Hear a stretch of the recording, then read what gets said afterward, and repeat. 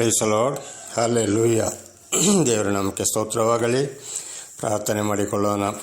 ಸರ್ವ ಸೃಷ್ಟಿಕರ್ತನಾದಂಥ ತಂದೆ, ಮಗ, ಪರಿಶುದ್ಧನಾದಂಥ ತ್ರಿಯೇಕ ದೇವರೇ, ನಿಮ್ಮ ಪರಿಶುದ್ಧ ನಾಮಕ್ಕೆ ಸ್ತೋತ್ರ ಸ್ವಾಮಿ. ಈ ದಿವಸವೂ ಸಮಯವೂ ಕೂಡ ನಿಮ್ಮಿಂದ ನೇಮಕವಾದಂಥ ದಿವಸ ಸಮಯವಾಗಿದೆ. ಅದಕ್ಕಾಗಿ ನಿಮಗೆ ಸ್ತುತಿ ಸ್ತೋತ್ರವನ್ನು ಸಲ್ಲಿಸುವವನಾಗಿದ್ದೇನೆ. ಹಾಗೂ ಈ ದಿವಸದ ಸಂದೇಶದ ಭಾಗವನ್ನು ಕೂಡ ಆಶೀರ್ವದಿಸಿರಿ. ಇದನ್ನು ಕೇಳುತ್ತಿರುವಂಥ ನನ್ನ ಸಹೋದರ ಸಹೋದರಿಯನ್ನು ಕೂಡ ಆಶೀರ್ವದಿಸಿರಿ. ಯೇಸುವಿನ ನಾಮದಲ್ಲಿ ಪ್ರಾರ್ಥಿಸಿದ್ದೇನೆ ನಮ್ಮ ತಂದೆಯೇ, ಆಮೇನ್. ಇದನ್ನು ಕೇಳುತ್ತಿರುವಂಥ ನನ್ನ ಸಹೋದರ ಸಹೋದರಿಯರೇ, ನಿಮಗೂ ಕೂಡ ನನ್ನ ನಮಸ್ಕಾರಗಳು. ಇವತ್ತಿನ ಸಂದೇಶದ ಭಾಗ ಯಾವುದೆಂದರೆ, ಬೆಂಕಿಯಿಂದ ಕೆಲವರನ್ನು ರಕ್ಷಿಸಿರಿ, ಭಾಗ 2. ಬೆಂಕಿಯಿಂದ ಕೆಲವರನ್ನು ರಕ್ಷಿಸಿರಿ, ಅದರಲ್ಲಿ ಭಾಗ 2. ದೇವರ ನಾಮಕ್ಕೆ ಸ್ತೋತ್ರವಾಗಲಿ. ಈಗ ವಚನದ ಕಡೆಗೆ ಹೋಗೋಣ. ಯೆಶಾಯ 1ನೇ ಅಧ್ಯಾಯ 13ರಿಂದ 15ರವರೆಗೆ. ಯೆಶಾಯ 1:13ರಿಂದ 15. ವ್ಯರ್ಥ ನೈವೇದ್ಯವನ್ನು ಇನ್ನು ತಾರದಿರಿ, ಧೂಪವು ನನಗೆ ಅಸಹ್ಯ, ಅಮಾವಾಸ್ಯೆ, ಸಬ್ಬತ್ತು ದಿನ, ಕೂಟ, ಪ್ರಕಟಣೆಯೂ ಬೇಡ. ಅಧರ್ಮದಿಂದ ಕೂಡಿದ ಸಂಘವನ್ನು ನಾನು ಸಹಿಸಲಾರೆನು. ಅಂದರೆ ಇನ್ನು ಯಾವುದೇ ನಿಮ್ಮ ಪೂಜೆ ಪುಸ್ಕಾರಗಳು ನನಗೆ ಬೇಡ, ನಿಮ್ಮ ಕೂಟ ಪ್ರಕಟಣೆ ನನಗೆ ಬೇಡ. ಕೂಟ ಪ್ರಕಟಣೆ ಅಂದರೆ ಎಲ್ಲರೂ ಸೇರಿಕೊಂಡು ಇವರೊಂದು ಮೀಟಿಂಗ್ ಮಾಡುವುದು, ಮುಂದೆ ಏನು ಮಾಡಬೇಕು, ಯಾವ ರೀತಿ ಹೋಗಬೇಕು, ನಮ್ಮ ಜೀವನವನ್ನು ಹೇಗೆ ನಡೆಸಬೇಕು, ಎಲ್ಲಿಂದ ಎಷ್ಟು ಹಣ ಬರಮಾಡಬೇಕು, ಯಾವ ರೀತಿ ಗ್ರೂಪ್ ಮಾಡಬೇಕು ನಮ್ಮ ಒಂದು ಜೀವನಕ್ಕೋಸ್ಕರ ಅಂತ ಹೇಳಿ ಬಡವರಿಗೆ ವಂಚಿಸಿ, ಇತರರಿಗೆ ಗೊತ್ತಿಲ್ಲದೆ ನಾವು ಶಿಷ್ಯರುಗಳು, ನಾವು ಸೇವಕರುಗಳು ಅಂತ ಹೇಳ್ಕೊಂಡು ಒಂದು ಕೂಟ ಮಾಡಿ ಇವರಿಂದ ಹಣ ಸಂಪಾದನೆ ಮಾಡುವಂಥ ಒಂದು ಕೂಟವಾಗಿದೆ. ಆದರೆ ನಾವು ಹಿಂದೆ ನೋಡುವಾಗ ಯೇಸ್ವಾಮಿ ಆಗಲಿ, ಪ್ರವಾದಿಗಳಾಗಲಿ, ಶಿಷ್ಯರಾಗಲಿ ಇವರು ಕೂಟವನ್ನು ಮಾಡಲಿಲ್ಲ, ಬದಲಾಗಿ ಸುವಾರ್ತೆಯನ್ನು ಸಾರ್ತಾ ಇದ್ದರು. ಆದರೆ ಇವತ್ತು ಹಣ ಸಂಪಾದನೆಗಾಗಿ ನಾನಾ ಥರದ ಸಂಘ ಸಂಸ್ಥೆಗಳ ಹೆಸರನ್ನಿಟ್ಟುಕೊಂಡು ಕೂಟ, ಮೀಟಿಂಗು, ಪ್ರಾರ್ಥನೆಗಳನ್ನು ಮಾಡ್ತಾ ಇದ್ದಾರೆ. ಆದರೆ ಅದನ್ನು ನಾನು ಸಹಿಸಲಾರೆನು, ಸಂಘವನ್ನೂ ನಾನು ಸಹಿಸಲಾರೆನು. ದೇವರ ನಾಮಕ್ಕೆ ಸ್ತೋತ್ರವಾಗಲಿ. ಯಾವುದೇ ಸಂಘ ಕೂಡ ಇರಬಾರ್ದು. ಆದರೆ ಇವತ್ತು ನೋಡ್ತೇವೆ ನಾವು ಆ ಸಂಘ ಈ ಸಂಘ ಅಂತ ಒಂದೊಂದು ಹೆಸರನ್ನು ಇಟ್ಟುಕೊಂಡು ಸಂಘ ಮಾಡಿ ಕೂಟ ಮಾಡಿ ಇವರ ಲಾಭವನ್ನು ಸಂಪಾದಿಸ್ತಾ ಇದ್ದಾರೆ. ಇವರು ಕೂಡ ಒಂದು ಬೆಂಕಿಯಾಗಿದ್ದಾರೆ. ಹಾಗೆ ನಿಮ್ಮ ಉತ್ಸವ ದಿನಗಳನ್ನು ಕೂಡ ನಾನು ಹಾಗೆ ಮಾಡುತ್ತೇನೆ. ಉತ್ಸವ ದಿನ ಅಂದರೆ ಸಂತೋಷದ ದಿವಸ. ಆದರೆ ಒಂದು ಮದುವೆಯಲ್ಲಾಗಲಿ ಬಹಳ ಒಂದು ಸಂತೋಷ, ಆಡಂಬರ, ಹಾಗೂ ಒಂದು ಬರ್ತ್ಡೇ, ಹುಟ್ಟಿದ ದಿನ, ಆಮೇಲೆ ಇವತ್ತು ನಮ್ಮ ಸಭೆ ಪ್ರಾರಂಭವಾಗಿದ್ದು, ಚರ್ಚ್ ಕಟ್ಟಿ ಇಷ್ಟನೇ ವರ್ಷದ ವಾರ್ಷಿಕೋತ್ಸವ ಎಂಬುದಾಗಿ ಸಂತೋಷದ ದಿವಸ. ಆದರೆ ಇಲ್ಲಿ ದೇವರ ವಾಕ್ಯ ಹೇಳ್ತದೆ, ನಿಮ್ಮ ಉತ್ಸವ ದಿನಗಳನ್ನು ಕೂಡ ನಾನು ಹಾಗೆ ಮಾಡ್ತೇನೆ, ಇವು ಕೂಡ ನನಗೆ ಭಾರ, ಸಹಿಸಲು ಬೇಸರ ಎಂಬುದಾಗಿ. ಅದು ಕೂಡ ಇರಬಾರ್ದು. ಸಂಘ ಸಂಸ್ಥೆಯ ಉತ್ಸವ ದಿನ ಕೂಡ ಇರಬಾರದು. ಬರೀ ದೇವರ ಸುವಾರ್ತೆಯನ್ನು ಸಾರುತ್ತಾ ಹೋಗಬೇಕಾಗಿದೆ. ಆದರೆ ಇದನ್ನು ಇವತ್ತು ಮಾಡ್ತಾ ಇಲ್ಲ. ಇವರು ಒಂದು ಬೆಂಕಿಯಾಗಿದ್ದಾರೆ ಎಂಬುದಾಗಿ ಯೂದನು ಪುಸ್ತಕ 1ನೇ ಅಧ್ಯಾಯ 22-23ನೇ ವಾಕ್ಯ ನೋಡುವಾಗ ನಮಗೆ ಅಲ್ಲಿ ಸ್ಪಷ್ಟವಾಗಿ ಕಂಡುಬರುತ್ತದೆ. ನೀವು ನನ್ನ ಕಡೆಗೆ ಕೈ ಎತ್ತುವಾಗ ನಿಮ್ಮನ್ನು ನೋಡದಂತೆ ನನ್ನ ಕಣ್ಣುಗಳನ್ನು ಮರೆಮಾಡಿಕೊಳ್ಳುವೆನು. ಹೌದು, ನೀವು ಈ ರೀತಿ ಕೂಟ, ಸಂಘ, ಪ್ರಕಟಣೆ, ನಿಮ್ಮ ಸಂತೋಷದ ಕೂಟ, ಬರ್ತ್ಡೇ, ಚರ್ಚಿದ ವಾರ್ಷಿಕೋತ್ಸವ, ದೊಡ್ಡ ಆಡಂಬರವಾದ ಮದುವೆಗಳು, ಸಂಘ ಸಂಸ್ಥೆಗಳು, ಇಂಥದನ್ನೆಲ್ಲ ಸೇರಿಕೊಂಡು ಉತ್ಸವ ದಿನ ಕೇಕೆ ಹಾಕುವುದು, ಆಮೇಲೆ ನಾನಾ ಥರದ ಬಟ್ಟೆಗಳಲ್ಲಿ ಸ್ಟೈಲ್ ಮಾಡಿಕೊಳ್ಳುವುದು, ಅದರಲ್ಲಿಯೂ ಸ್ತ್ರೀಯರು ತುಟಿಗೆ ನಾನಾ ಥರದ ಬಣ್ಣಗಳನ್ನು ಹಚ್ಚಿಕೊಳ್ಳುವುದು, ಕಾಲುಗುರಿಗೆ ಕೈ ಉಗುರಿಗೆ ಹಚ್ಚಿಕೊಳ್ಳೋದು, ಸೆಲ್ಫಿ ಪಟ ತೆಗೆಯೋದು, ನಾನಾ ಥರದ ಸ್ಟೈಲ್ ಬಟ್ಟೆಗಳನ್ನು ಹಾಕಿಕೊಂಡು ಇದುವೇ ಉತ್ಸವ ದಿನವಾಗಿದೆ. ನೀವು ಹೀಗೆ ಮಾಡಿ ಪ್ರಾರ್ಥನೆ ಮಾಡಿದಾಗ ನನ್ನ ಕಡೆಗೆ ಕೈ ಎತ್ತುವಾಗಲೂ ನಿಮ್ಮನ್ನು ನೋಡದಂತೆ ನನ್ನ ಕಣ್ಣುಗಳನ್ನು ಮರೆ ಮಾಡಿಕೊಳ್ಳುವೆನು. ಆದರೆ ನಿಮ್ಮ ಪ್ರಾರ್ಥನೆಯನ್ನು ಕೂಡ ನಾನು ಕೈ ಎತ್ತಿ ನೀವು ಪ್ರಾರ್ಥಿಸಿದರೂ ನಾನು ನಿಮ್ಮನ್ನು ನೋಡುವುದಿಲ್ಲ, ನಿಮ್ಮ ಕೈಗಳನ್ನು ಕೂಡ ನೋಡುವುದಿಲ್ಲ, ನನ್ನ ಕಣ್ಣುಗಳನ್ನು ಮುಚ್ಚಿಕೊಳ್ಳುವೆನು ಎಂಬುದಾಗಿ ದೇವರಿಗೆ ಬಹಳ ಬೇಸರ. ಹೌದು, ನೀವು ಬಹು ಪ್ರಾರ್ಥನೆಗಳನ್ನು ಮಾಡಿದರೂ ನಾನು ಕೇಳೆನು. ನೀವು ಹೀಗೆ ಮಾಡಿಕೊಂಡು ಎಷ್ಟೇ ಪ್ರಾರ್ಥನೆ ಮಾಡಿದರೂ ಕೂಡ ನಿಮ್ಮ ಪ್ರಾರ್ಥನೆಯನ್ನು ಕೂಡ ನಾನು ಕೇಳುವುದಿಲ್ಲ ಅಂತೇಳಿ ದೇವರು ಹೇಳಿದ್ದಾರೆ. ನಿಮ್ಮ ಕೈಗಳಲ್ಲಿ ರಕ್ತವು ತುಂಬಿದೆ. ದೇವರ ನಾಮಕ್ಕೆ ಸ್ತೋತ್ರವಾಗಲಿ. ಹಲ್ಲೆಲೂಯಾ. ಈ ಕೂಟ ಪ್ರಕಟಣೆ ಆಡಂಬರ ಸಂತೋಷದ ಕೂಟ ಮಾಡ್ತಾ ಇದ್ದೀರಲ್ಲ, ಇದು ಒಳ್ಳೆಯ ರೀತಿಯದಲ್ಲ. ಕೈಗಳಲ್ಲಿ ರಕ್ತ, ನಾನಾ ರೀತಿಯಲ್ಲಿ ಅನ್ಯಾಯದ ಸಂಪಾದನೆ ಮಾಡಿದ ಹಣ. ಆದುದರಿಂದ ನೀವು ಈ ರೀತಿ ಕೂಟ ಪ್ರಕಟಣೆ ಹಬ್ಬ ಉತ್ಸವ ದಿನಗಳನ್ನು ಮಾಡುತ್ತೀರಿ. ಅದಕ್ಕೆ ನಿಮ್ಮ ಕೈಗಳಲ್ಲಿ ರಕ್ತವು ತುಂಬಿದೆ ಎಂಬುದಾಗಿ ಹೇಳಿದ್ದೀರಿ. ಆದರೆ ದೇವರ ಈ ವಾಕ್ಯದ ಅರ್ಥ, ನೀವು ಬಡವರಿಗೆ ಸಹಾಯವನ್ನು ಮಾಡಿರಿ, ಇದನ್ನು ಮಾಡಬೇಡಿ, ಬರೀ ಸುವಾರ್ತೆಯನ್ನೇ ನೀವು ಸಾರಿರಿ ಎಂಬುದಾಗಿ ದೇವರ ನಾಮಕ್ಕೆ ಸ್ತೋತ್ರವಾಗಲಿ. ಹಲ್ಲೆಲೂಯಾ. ಆದರೆ ಇದನ್ನು ಇವತ್ತು ನಾವು ದೇವರ ಸೇವಕರುಗಳು, ನಾವು ಶಿಷ್ಯರು ಅಂತ ಹೇಳೋರು ಇದನ್ನು ಮಾಡ್ತಾ ಇದ್ದಾರೆಯೋ? ಇಲ್ಲ. ಇವರೇ ದೇವರಿಗೆ ಇವರೇ ಒಂದು ಬೆಂಕಿಯಾಗಿದ್ದಾರೆ. ದೇವರ ನಾಮಕ್ಕೆ ಸ್ತೋತ್ರವಾಗಲಿ. ಹಲ್ಲೆಲೂಯಾ. ಹಾಗೆ 16ನೇ ವಚನಕ್ಕೆ ಹೋಗೋಣ. ನಿಮ್ಮನ್ನು ತೊಳೆದುಕೊಳ್ಳಿರಿ, ಶುದ್ಧ ಮಾಡಿಕೊಳ್ಳಿರಿ, ನನ್ನ ಕಣ್ಣೆದಿರಿನ ನಿಮ್ಮ ದುಷ್ಕೃತ್ಯಗಳನ್ನು ತೊಲಗಿಸಿರಿ, ದುರಾಚಾರವನ್ನು ಬಿಡಿರಿ. ಇದೆಲ್ಲವನ್ನು ಬಿಟ್ಟು ನಿಮ್ಮನ್ನು ತೊಳೆದುಕೊಳ್ಳಿರಿ ಅಂದರೆ ಎಲ್ಲವನ್ನು ಬಿಟ್ಟು ನಿಮ್ಮನ್ನು ಶುದ್ಧ ಮಾಡಿಕೊಳ್ಳಿರಿ. ನೀವು ಇದೆಲ್ಲ ಯಾವುದೂ ನಿಮ್ಮಲ್ಲಿ ಇರಬಾರದು. ಹೀಗೆ ಮಾಡೋದು ನನ್ನ ಕಣ್ಣೆದಿರಿಗೆ ಬಹಳ ಬೇಸರ. ಇದನ್ನು ತೊಲಗಿಸಿರಿ, ದುರಾಚಾರಗಳನ್ನು ಬಿಡಿರಿ. ಅಂದರೆ ನಿಮ್ಮ ಕೆಟ್ಟ ಈ ಒಂದು ಅಭ್ಯಾಸಗಳನ್ನು, ಈ ಕೆಟ್ಟ ಕಾರ್ಯಗಳನ್ನು ನೀವು ಬಿಡಿರಿ ಎಂಬುದಾಗಿ. 17ನೇ ವಚನಕ್ಕೆ ಹೋಗುವ, ಸದಾಚಾರವನ್ನು ಅಭ್ಯಾಸ ಮಾಡಿರಿ, ನ್ಯಾಯನಿರತರಾಗಿರಿ, ಹಿಂಸಕರನ್ನು ತಿದ್ದಿ ಸರಿಪಡಿಸಿರಿ, ಅನಾಥನಿಗೆ ನ್ಯಾಯ ತೀರಿಸಿರಿ, ವಿಧೇಯ ಪಕ್ಷವಾಗಿ ವಾದಿಸಿರಿ. ಇದನ್ನು ಬಿಟ್ಟು ಒಳ್ಳೆಯ ಅಭ್ಯಾಸ ಅಂದರೆ ದೇವರು ಏನು ಹೇಳಿದ್ದಾರೆ ಅದನ್ನೇ ಮಾಡಿರಿ. ಪ್ರತಿಯೊಂದು ವಿಚಾರದಲ್ಲಿಯೂ ನ್ಯಾಯವನ್ನೇ ಮಾತನಾಡಿರಿ, ನ್ಯಾಯದಂತೆ ನೀವು ನಡ್ಕೊಳ್ಳಿ, ನ್ಯಾಯದಂತೆ ನಿಮ್ಮ ಕೆಲಸ ಇರಲಿ. ಹಿಂಸಕರನ್ನು ತಿದ್ದಿ ಸರಿಪಡಿಸಿರಿ.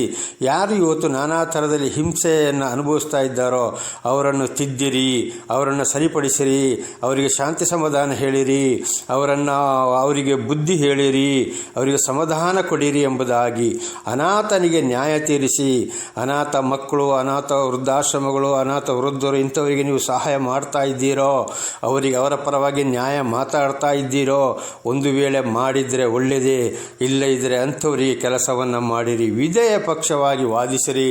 ಇವತ್ತು ಕಡು ವಿಧವೆಯರಿರ್ತಾರೆ, ಯಾರಾದರೂ ಗಂಡ ಇಲ್ಲದವರು ಅಥವಾ ಗಂಡ ಇಲ್ಲದೆ ಮಕ್ಕಳು ಹೊರಗೆ ಹಾಕಿದಂಥ ವಿಧವೆಯರು, ನಾನಾ ರೀತಿ ಕಷ್ಟ ಸಂಕಟ ದುಃಖದಲ್ಲಿ ಇಂಥವರ ಪರವಾಗಿ ನೀವು ವಾದಿಸಿದ್ದೀರೋ, ಅವರ ಪರವಾಗಿ ಮಾತನಾಡಿದ್ದೀರೋ, ಅವರಿಗೆ ನ್ಯಾಯವನ್ನು ಒದಗಿಸಿಕೊಟ್ಟಿದ್ದೀರೋ? ಇದನ್ನು ಮಾಡಿರಿ. ಇದನ್ನು ಬಿಟ್ಟು ನೀವು ಬರೀ ಉತ್ಸವ ದಿನಗಳು, ಹಬ್ಬ ಅಮಾವಾಸ್ಯೆಗಳು, ಸಬ್ಬತ್ತು, ಕೂಟ ಪ್ರಕಟಣೆ ಇವು ಮಾಡೋಕ್ಕೆ ಹೋದರೆ ಖಂಡಿತವನಿಗೆ ನನಗೆ ಸಹಿಸಲಾರದ ಬೇಸರ. ನಿಮ್ಮ ಕೈ ಎತ್ತಿ ಪ್ರಾರ್ಥಿಸು, ನಾನು ಕೈಯನ್ನು ನೋಡುವುದಿಲ್ಲ, ಪ್ರಾರ್ಥನೆಯನ್ನು ಕಿವಿಗೊಟ್ಟು ಕೇಳುವುದಿಲ್ಲ ಎಂಬುದಾಗಿ ಹೇಳಿದ್ದಾರೆ. ಇದನ್ನು ಮಾಡುವವರೇ ಬೆಂಕಿಗೆ ಸಮಾನವಾಗಿದ್ದಾರೆ, ದೇವರನ್ನು ಅರಿತುಕೊಂಡು. ಇದರಲ್ಲಿ ನಾವು ಇವರು ಎಂಥವರು ಎಂಬುದಾಗಿ ನಾವು ತಿಳಿದುಕೊಳ್ಳಬೇಕಾಗಿದೆ. ದೇವರ ನಾಮಕ್ಕೆ ಸ್ತೋತ್ರವಾಗಲಿ. ಮುಂದೆ 23ನೇ ವಚನಕ್ಕೆ ಹೋಗೋಣ. ಯೆಶಾಯ 1:23. ನಿನ್ನ ಅಧಿಕಾರಿಗಳು ದ್ರೋಹಿಗಳು, ಕಳ್ಳರ ಗೆಳೆಯರು ಆಗಿದ್ದಾರೆ. ದೇವರ ನಾಮಕ್ಕೆ ಸ್ತೋತ್ರವಾಗಲಿ. ಹಲ್ಲೆಲೂಯಾ. ಇವತ್ತು ನಾವು ಅಂಥವರು ಇಂಥವರು, ನಾನು ಆ ಸ್ಥಾನದಲ್ಲಿ ಇದ್ದೇನೆ ಅಂತ ಹೇಳಿಕೊಂಡು ಇವರದೇ ಒಂದು ಕೂಟವಾಗಿದ್ದಾರೆ. ಇವರೇ ಒಂದು ನಾನಾ ರೀತಿಯಲ್ಲಿ ಕೂಟ ಸೇರಿಕೊಂಡು ಹಣ ಬರುವ ದಾರಿಯನ್ನು ನೋಡಿಕೊಂಡು ನಾನಾ ರೀತಿಯಲ್ಲಿ ನಾವು ಕ್ರೈಸ್ತರು, ವಿಶ್ವಾಸಿಗಳು, ನಾವು ಇಂಥವ್ರು ಅಂತ ಹೇಳಿಕೊಂಡು ಜನಗಳನ್ನು ವಂಚಿಸುವವರಾಗಿದ್ದಾರೆ. ಅನೇಕ ಕಡೆ ಕೂಟ ಪ್ರಕಟಣೆಗಳನ್ನ ಇವತ್ತು ನಾವು ಕಾಣಬಹುದು. ನನ್ನ ಜೀವಿತದಲ್ಲಿ ಕೂಡ ನಾನು 28 ವರ್ಷದಲ್ಲಿ ನೋಡಿ ನೋಡಿ ನೋಡಿ ಈ ಎಲ್ಲದರಿಂದ ಹೊರಬಂದು ಇವತ್ತು ಒಂಟಿಗನಾಗಿ ದೇವರ ಒಂದು ಸಾಕ್ಷಿಯಾಗಿ, ದೇವರ ಒಂದು ಸುವಾರ್ತೆಯ ಪ್ರಚಾರಕನಾಗಿದ್ದೇನೆ. ಆ ರೀತಿ ದೇವರು ನನ್ನನ್ನು ಮಾರ್ಪಡಿಸಿದ್ದಾರೆ. ಬಹಳ ಸಂಘ ಸಂಸ್ಥೆಗಳಲ್ಲಿ, ಕೂಟಗಳಲ್ಲಿ ಇದ್ದೆ. ಎಲ್ಲವನ್ನು ತಿಳ್ಕೊಂಡಾಗ ನನಗೆ ಬೇಸರ ಆಯಿತು. ದೇವರೇ ನನ್ನಲ್ಲಿ ಅವರಿಂದ ಬಿಡುಗಡೆ ಮಾಡಿದ್ದಾರೆ ಎಂಬುದಾಗಿ ನಾನು ನಂಬುತ್ತೇನೆ. ದೇವರ ನಾಮಕ್ಕೆ ಸ್ತೋತ್ರವಾಗಲಿ. ಹಲ್ಲೆಲೂಯಾ. ನಿನ್ನ ಅಧಿಕಾರಿಗಳು ದ್ರೋಹಿಗಳು, ಕಳ್ಳರ ಗೆಳೆಯರು ಆಗಿದ್ದಾರೆ. ಇವರ ಕೂಟವೇ ಒಂದು ಇದೆ. ಆದ್ದರಿಂದ ಇವರನ್ನು ನಾವು ಬಹಳ ತಿಳಿದುಕೊಳ್ಳಬೇಕಾಗಿದೆ. ಪ್ರತಿಯೊಬ್ಬನು ಕಾಣಿಕೆಗಳನ್ನು ಆಶಿಸಿ ಲಂಚಗಳನ್ನು ಹುಡುಕುವನು. ಯಾಕೆ ಇವರ ಕೂಟ ಪ್ರಕಟಣೆ ಇವು ಇರ್ತವೆ ಅಂದರೆ ಬರೀ ಕಾಣಿಕೆ ಮತ್ತು ಲಂಚಗಳನ್ನು ಮಾತ್ರ ಹುಡುಕ್ತಾರೆ. ನನ್ನನ್ನು ಕೂಡ ನನ್ನ ಸಹೋದರ ಸಹೋದರಿ ಬಹಳ ಕಡೆ ಪಾಸ್ಟೇ ನೀವು ಬನ್ನಿ, ಒಂದು ಮೆಸೇಜ್ ಕೊಡಿ ಅಂತ ಕರೀತಾರೆ. ಅಲ್ಲಿಗೆ ಹೋದ ಮೇಲೆ ನೀವು ಕಾಣಿಕೆ ಬಗ್ಗೆ, ದಶಾಂಶದ ಬಗ್ಗೆ ಮಾತನಾಡಿ ಏನು ಬರ್ತಾ ಇಲ್ಲ, ನಮ್ಮ ಜೀವನಕ್ಕೆ ಬೇಸರವಾಗಿದೆ ಅಂತ ಹೇಳ್ತಾರೆ. ಆದರೆ ಆಯಿತು ಅಂತೇಳಿ ಒಪ್ಪಿಕೊಳ್ತೇನೆ, ಕಡೆಗೆ ಅದರ ಬಗ್ಗೆ ಮಾತನಾಡ್ತೇನೆ. ಆದರೆ ಎಷ್ಟು ಕೊಡಬೇಕು, ಯಾರಿಗೆ ಕೊಡಬೇಕು, ಅದು ಯಾರಿಗೆ ಸಲ್ಲಬೇಕೆಂಬುದಾಗಿ ಆ ಒಂದು ಸಂದೇಶವನ್ನು ಕೊಟ್ಟು ಬರ್ತೇನೆ, ಆಮೇಲೆ ಅವರಿಗೂ ನನಗೆ ಯಾವುದೇ ಸಂಪರ್ಕವಿರುವುದಿಲ್ಲ. ದೇವರ ನಾಮಕ್ಕೆ ಸ್ತೋತ್ರವಾಗಲಿ. ಹಾಗೆ ಇವತ್ತು ಕೂಟ ಪ್ರಕಟಣೆಗಳು ಇವರ ಒಂದು ಯೋಚನೆ ಏನೆಂದರೆ ಬರೀ ಕಾಣಿಕೆ ಲಂಚಕ್ಕಾಗಿ ಮಾತ್ರ ಇವರು ಪ್ರಯತ್ನ ಮಾಡ್ತಾರೆ ಹೊರತು ದೇವರ ಸತ್ಯ ಸುವಾರ್ತೆಯನ್ನು ತಿಳಿಸಿ ಜನಗಳನ್ನು ಪಾಪಗಳಿಂದ ಬಿಡುಗಡೆ ಮಾಡುವಂಥದ್ದು, ದೇವರಿಂದ ಆಶೀರ್ವಾದವನ್ನು ಕೊಡುವಂಥದ್ದು ಅಲ್ಲ. ದೇವರ ನಾಮಕ್ಕೆ ಸ್ತೋತ್ರವಾಗಲಿ. ಹಾಲೆಲೂಯ. ಅನಾಥರಿಗೆ ನ್ಯಾಯ ತೀರಿಸರು. ಯಾರು ಅನಾಥ ವೃದ್ಧರಾಗಲಿ ಅನಾಥ ಮಕ್ಕಳಿಗಾದರೂ ನ್ಯಾಯ ತೀರಿಸೋದು ಬಹಳ ಕಡಿಮೆ. ಎಲ್ಲೋ ಒಬ್ಬೊಬ್ಬರು ಇದ್ದಾರೆ, ಅದು ಕೂಡ ಇವತ್ತು ನಮಗೆ ಕೆಲವರಿಗೆ ಗೊತ್ತಿದೆ, ನನಗೂ ಗೊತ್ತಿದೆ. ಅಂಥವ್ರನ್ನು ದೇವರು ಹೇರಳವಾಗಿ ಆದಿಸ್ತಾರೆ, ಯಾವುದಕ್ಕೂ ಆಶೆ ಪಡದೆ. ಖಂಡಿತವಾಗಿ ಇವತ್ತು ಅನಾಥ ವೃದ್ಧರ ಅನಾಥ ಮಕ್ಕಳ ಸೇವೆಯನ್ನು ಮಾಡುವವರು ಸ್ವಲ್ಪ ಮಂದಿ ಇದ್ದಾರೆ. ಅದು ದೇವರಿಂದಲೇ ಬಂದದ್ದು.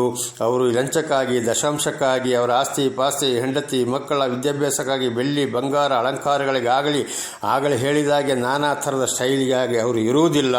ಸಂಪೂರ್ಣವಾಗಿ ದೇವರ ವಾಕ್ಯಕ್ಕೆ ವಿಧೇಯರಾಗಿ ಅನಾಥರಿಗೆ ನ್ಯಾಯ ತೀರಿಸ್ತಾ ಇದ್ದಾರೆ. ದೇವರ ನಾಮಕ್ಕೆ ಸ್ತೋತ್ರಗಳು. ವಿಧವೆಯರ ವ್ಯಾಜ್ಯವು ಅವರ ಮನಸ್ಸಿಗೆ ಬಾರದು. ಇವರು ಯಾರ ಪರವಾಗಿ ವಾದಿಸುವುದಿಲ್ಲ. ಬರೀ ಬಾಯಲ್ಲಿ ಮಾತ್ರ ಏನಾದರೂ ಕಷ್ಟ ಸಂಕಟ ದುಃಖಗಳನ್ನ ಹೇಳಿದರೆ ಆಯಿತು, ನಾನು ನಿಮಗೆ ಪ್ರಾರ್ಥನೆ ಮಾಡ್ತೀನಿ ಅಂತೇಳಿ ಹೋಗ್ತಾರೆ. ಆದರೆ ಯಾರು ಜಾಸ್ತಿ ದುಡ್ಡು ಕೊಡ್ತಾರೋ, ಯಾರು ಐಶ್ವರ್ಯವಂತರಿದ್ದಾರೋ ಅವ್ರ ಹತ್ರನೇ ಇವರು ಹೋಗೋರಾಗಿದ್ದಾರೆ, ಅಲ್ಲಿಯೇ ಪ್ರಾರ್ಥನೆ ಮಾಡೋರಾಗಿದ್ದಾರೆ. ಆದರೆ ಒಂದು ಬಡವರ ಮನೆಗೆ ಹೋಗೋದು, ಅವರಿಗೆ ಶಾಂತಿ ಸಮಾಧಾನ ಹೇಳುವುದು, ನಮ್ಮ ಕೈಯಲ್ಲಿ ಇವರ ಕೈಯಲ್ಲಿ ಇದ್ದಾಗ ಸ್ವಲ್ಪ ಅವರಿಗೆ ಸಹಾಯ ಮಾಡುವಂಥದ್ದು ಅದು ಇಲ್ಲ. ಬಡವರ ಇವರಿಗೆ ಬೇಡವೇ ಬೇಡ. ಇಂಥವ್ರನ್ನು ಮಾತ್ರ ಇವರು ಹುಡುಕಿಕೊಂಡು ಹೋಗ್ತಾ ಇದ್ದಾರೆ ಹೊರತು ಏನು ಇಲ್ಲಂತೆ ವಿಧವೆಯರು ಕಷ್ಟ ಸಂಕಟ ದುಃಖದಲ್ಲಿ ಇರೋರು ಇವರ ಮನಸ್ಸಿಗೆ ಬರುವುದಿಲ್ಲ. ಇಂಥವರನ್ನು ಕೂಡ ನಾವು ಕಂಡು ಹಿಡಿದುಕೊಳ್ಳಬೇಕಾಗಿದೆ. ಆದರೆ ಇಂಥವರು ದೇವರಿಂದ ಆಯ್ಕೆಗೊಳ್ಳಲಿಲ್ಲ. ಇವರಾಗಿದ್ದಾರೆ ಸುಳ್ಳು ಬೋಧಕರು, ಸುಳ್ಳು ಪ್ರವಾದಿಗಳು. ಇವರು ಒಂದು ಇತರ ಬಡ ಬಗ್ಗರಿಗೆ ಒಂದು ಬೆಂಕಿಯಾಗಿದ್ದಾರೆ ಎಂಬುದನ್ನು ನಾವು ಇಲ್ಲಿ ಮರೆಯಬಾರದು. ದೇವರ ನಾಮಕ್ಕೆ ಸ್ತೋತ್ರವಾಗಲಿ. ಹಾಲೆಲೂಯ. ಹಾಗೆ ಮುಂದೆ ಯೆಶಾಯ 56ನೇ ಅಧ್ಯಾಯ 11ನೇ ವಚನಕ್ಕೆ ಹೋಗೋಣ. ಯೆಶಾಯ 56:11. ಮತ್ತು ಇವು ಹೊಟ್ಟೆಬಾಕ ನಾಯಿಗಳು, ಇವುಗಳಿಗೆ ಎಂದಿಗೂ ಸಾಕು ಎಣಿಸದು. ಇಂಥವರು ಕುರಿಗಳನ್ನು ಕಾಯತಕ್ಕವರೋ ಬುದ್ಧಿಹೀನರಾಗಿದ್ದಾರೆ. ಇವರಲ್ಲಿ ಯಾವನು ತಪ್ಪದೆ ಪ್ರತಿಯೊಬ್ಬನು ಕೊಳ್ಳೆ ಹೊಡೆಯಬೇಕೆಂದು ತನ್ನ ಮಾರ್ಗಕ್ಕೆ ತಿರುಗಿಕೊಂಡಿದ್ದಾನೆ.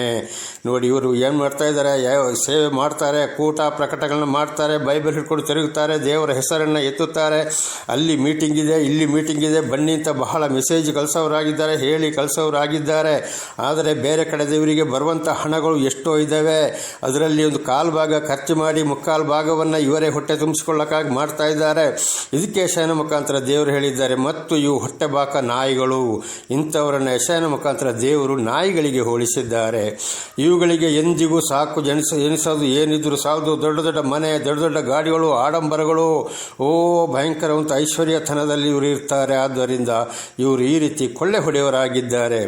ಇಂಥವರು ಕುರಿಗಳನ್ನು ಕಾಯತಕ್ಕವರೋ ಬುದ್ಧಿಹೀನರಾಗಿದ್ದಾರೆ. ಇವರು ಕುರಿಗಳನ್ನು ಕಾಯುವುದಿಲ್ಲ. ಖಂಡಿತವಾಗಿ ಇವರು ಆಡಂಬರ ಜೀವನ, ಐಶ್ವರ್ಯ ಜೀವನವನ್ನು ನೋಡ್ತಾರೆ. ಇವರು ಕುರಿಗಳನ್ನು ಕಾಯುವರಲ್ಲ, ಇವರ ಒಂದು ಸ್ವಾರ್ಥ ಜೀವನವನ್ನು ಮಾಡೋಕ್ಕೆ ನೋಡ್ತಾ ಇದ್ದಾರೆ.